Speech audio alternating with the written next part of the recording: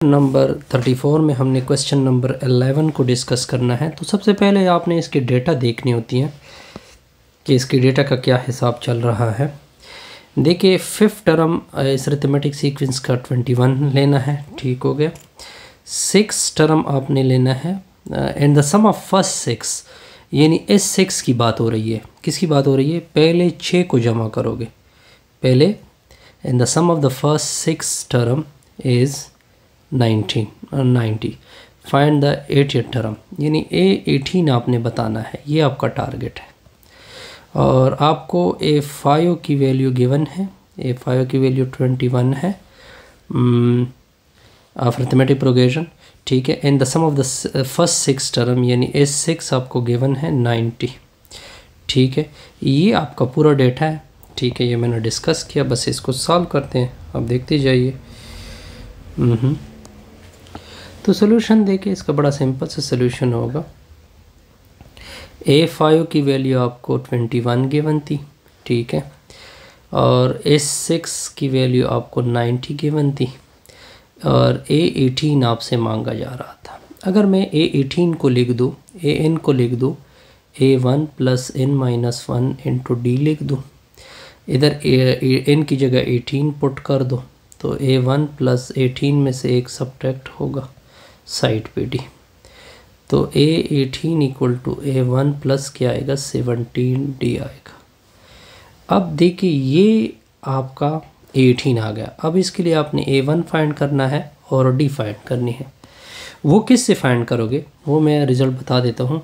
वो इन दोनों डेटा को लेके चलोगे, ठीक है, यानी A5। अब देखिए, अब इन की जगह 5 इसी फार्मूले में पुट कर दो, तो A5 इक्वल होगा, ये देखिए इसमें मैंने 5 पुट किया इनकी जगह, A1 5 में से एक सब्ट्रैक्ट होगा D आएगा, तो A5 की वैल्यू होगी A1 + 4D, ठीक है।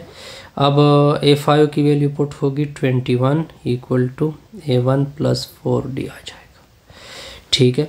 अब इस n वाला फार्मूला लोगे, क्योंकि इसमें हमने 6 पुट करना है ना, तो इस n का फार्मूला क्या होता है, n/2 2A1 + n-1 into D होता है। अब n की जगह 6 पुट करोगे, तो S6 = 6 के नीचे 2A1 की जगह तो हमें पता नहीं। अब देखिए 6 में से एक सब्ट्रैक्ट होगा 5D होगा। अब S6 की जगह वैल्यू पुट करोगे 90 = 6 और 2 डिवाइड होंगे, इससे 3 आएगा, 2A1 + 5D।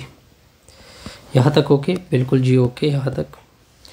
अब बस आपने कैलकुलेशन में पुटिंग करनी है, तो फिर ये 3 से डिवाइड होते हैं, तो 3 और 3 कैंसिल, तो 2A1 + 5D का रिज़ल्ट आएगा, इससे कितना आएगा 30 आ जाएगा। अब आपके दो इक्वेशन आ गए, एक इक्वेशन तो आपके सामने ये है और एक इक्वेशन आपके सामने ये है।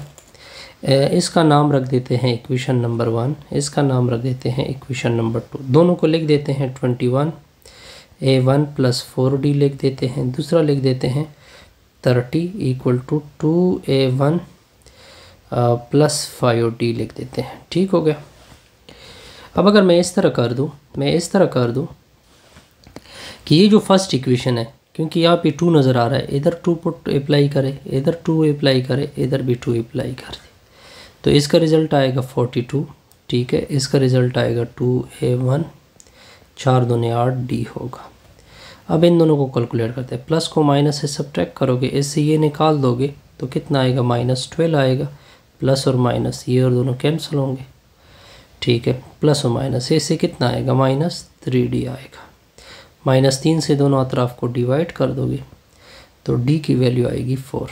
D की कितनी वैल्यू आएगी 4, इसी D को इधर पुट कर दे, तो 2A1 + 5D, D की जगह 4 होगा = 30, ये 20 बनता है, 20 उधर शिफ्ट होगा, तो ये -30 में से -20 आ जाएगा, 30 में से 20 निकाल दो तो 10 आएगा, 2 से डिवीजन होगी, ये 5 हो जाए, तो A1 की वैल्यू 5 आ गई।